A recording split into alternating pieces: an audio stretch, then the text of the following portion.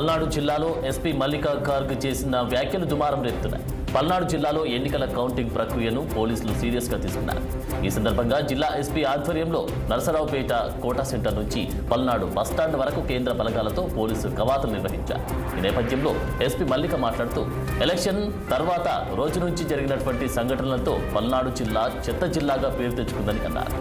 June 4వ తేదీన జరిగే కౌంటింగ్కు ఎలక్షన్ కమిషన్తో పాటు పోలీసు యంత్రాంగం సీరియస్గా ఉండాలని ఆదేశించింది. పోలింగ్కు వచ్చిన రోజు నుంచి చెడ్డ పేరు పునరావృతం కాకుండా తగు చర్యలు తీసుకోవాలని సూచించారు.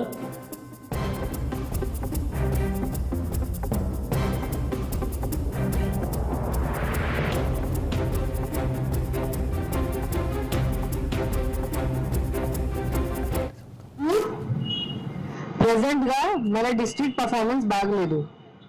Yes, okay. సో ఇది ఎందుకు జరిగింది? ఇది చాలా ఇంపార్టెంట్ క్వశ్చన్.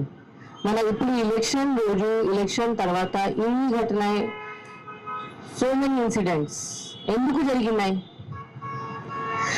అందరితో నేను అడిగితే నాకు ఇది ఒక సమాధానం అందరూ ఇస్తున్నారు, పోలీస్ పని చేయలేదు కదా.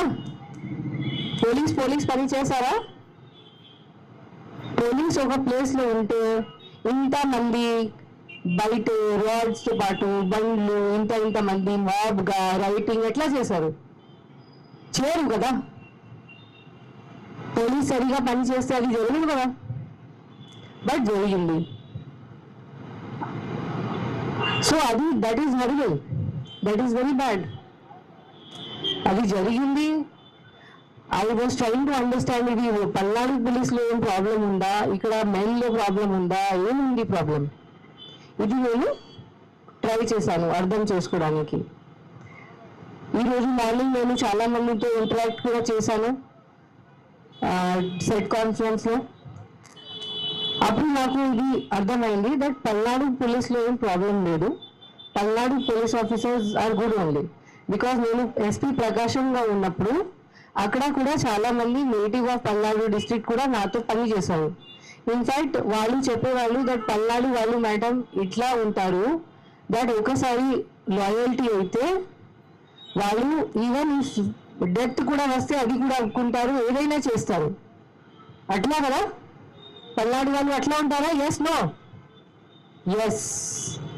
So then what is the understanding? It means that ఇక్కడ మేబీ డైరెక్షన్ లో ఏం ప్రాబ్లం ఉంది, కోఆర్డినేషన్ లో ఏదో ఇష్యూ జరిగి ఉంటుంది maybe, but Palnadu police department మీదకి శక్తి ఉంది. ఇప్పుడు Palnadu maybe worst district of AP ఉండొచ్చు, maybe worst district of India కూడా ఉండొచ్చు, బట్ కెపాసిటీ ఉంది ఇంప్రూవ్ చేయడానికి, బెస్ట్ డిస్ట్రిక్ట్ ఉండడానికి కూడా కెపాసిటీ ఉంది. ఇప్పుడు మన కాకి పరిస్థితి చాలా ఖరాబ్ అయింది. కాకి అంటే ఎవరికి భయం లేదు. ఇంత రోడ్ మీద మొత్తం అరాచకంగా జరిగింది ఎలక్షన్ అప్పుడు. ఇన్ఫాక్ట్ చాలా మంది ఆఫీసర్స్ మీద కూడా అటాక్ చేయడం జరిగింది ఆ రోజు. కావునా కాదా? జరిగింది కదా. పల్నాడు జిల్లాలో ఎస్పీ మల్లికా గార్గ్ చేసిన వ్యాఖ్యలు దుమారం రేపుతున్నాయి. పల్నాడు జిల్లాలో ఎన్నికల కౌంటింగ్ ప్రక్రియను పోలీసులు సీరియస్గా తీసుకున్నారు. ఈ సందర్భంగా జిల్లా ఎస్పీ ఆధ్వర్యంలో నరసరావుపేట కోటా సెంటర్ నుంచి పల్నాడు బస్టాండ్ వరకు కేంద్ర బలగాలతో పోలీసుల కవాతు కొనసాగించారు. ఇక ఇదే అంశానికి సంబంధించి తాజా అప్డేట్స్ మా ప్రతినిధి పవన్ అందిస్తారు. పవన్. ఆనంద్, ఏదైతే చూడొచ్చు పల్నాడు జిల్లాలో జరిగినటువంటి హింసాత్మక ఘటనల నేపథ్యంలో పల్నాడు జిల్లా ఎస్పీ మల్లికా గార్గ్ అయితే మాత్రం సంచలన వివాదాత్మకమైనటువంటి వ్యాఖ్యలు అయితే మాత్రం చేశారు. ముఖ్యంగా కౌంటింగ్ సంబంధించినటువంటి అంశంలో ఎవరైనా అల్లర్లు పాల్పడితే కనుక ఖచ్చితంగా వారిని జైలుకు పంపించడం జరుగుతుందంటూ కూడా ఆమె ఒక హెచ్చరికలు అయితే మాత్రం జారీ చేసినటువంటి పరిస్థితి మాత్రం కనిపించింది. నిన్న సాయంత్రం ఏదైతే నరసరావుపేట పట్టణంలో ఏర్పాటు చేసినటువంటి సమావేశంలో కూడా ఆమె కొన్ని వివరాలను కూడా వెల్లడించారు. పల్నాడు జిల్లా గురించి చెప్పుకోవాలంటే దేశంలోనే చెడుగా ప్రచారం జరుగుతుందంటూ కూడా మల్లికా గార్గ్ అయితే మాత్రం వెల్లడించారు. ముఖ్యంగా తాను సంబంధించినటువంటి స్నేహితులు, బంధువులు తమని అడుగుతున్నారని కర్రలు రాడ్లు చేతుల్లో పట్టుకొని తిరగడం, తలలు పగలు కొట్టుకోవడం ఇలాంటి అవసరమా అంటూ కూడా ఆ మల్లికా ఖడ్గే అయితే మాత్రం ఈ యొక్క సమావేశంలో మాత్రం తెలియజేశారు.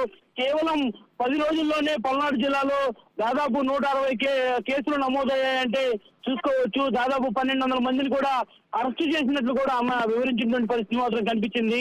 ముఖ్యంగా పల్నాడులో జరిగినటువంటి హింసాత్మక ఘటనల నేపథ్యంలోనే ఇక్కడ ఉన్నటువంటి జైలే కాకుండా ఇతర జిల్లాలకు జైలుకు కూడా పంపించాల్సినటువంటి పరిస్థితి వచ్చింది. కాబట్టి ప్రజా నాయకులు అదేవిధంగా పార్టీలకు సంబంధించిన కార్యకర్తలు మొత్తం కూడా ఒళ్ళు దగ్గర పెట్టుకొని మరి ఈ యొక్క కౌంటింగ్ తర్వాత ఎవరికి వారు ఇళ్లకే పరిమితం అవ్వాలి తప్ప రోడ్లపైకి వచ్చి అల్లర్లు కానీ అదేవిధంగా దాడులకు కానీ తెగబడితే మాత్రం ఉపేక్షించిపోనంటూ కూడా ఆమె వెల్లడించినటువంటి పరిస్థితి మాత్రం కనిపించింది.